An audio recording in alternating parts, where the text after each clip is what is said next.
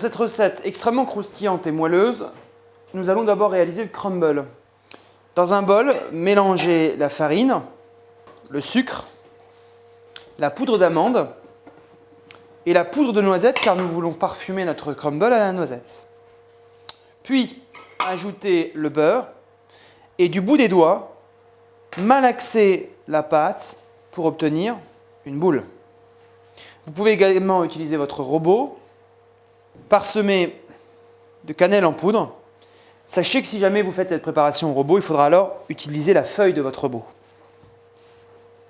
Une fois que la boule est presque formée, l'égrainez sur un tapis de cuisson pour obtenir une semoule grossière.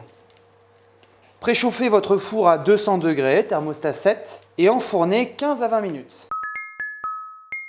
Sachez que pour obtenir un crumble encore plus croustillant, il suffit simplement de le passer 5 minutes au réfrigérateur avant de l'enfourner au four. Vous verrez qu'à la sortie, il sera encore plus croquant.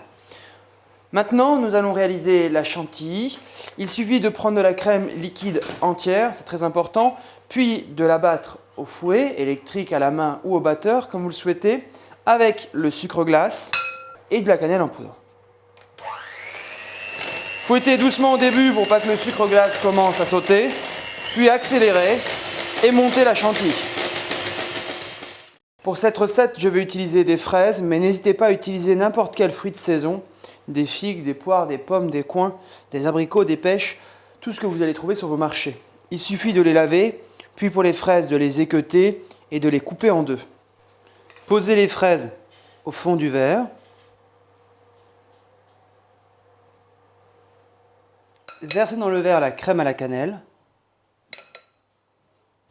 Puis terminez avec les brisures de crumble et servir aussitôt.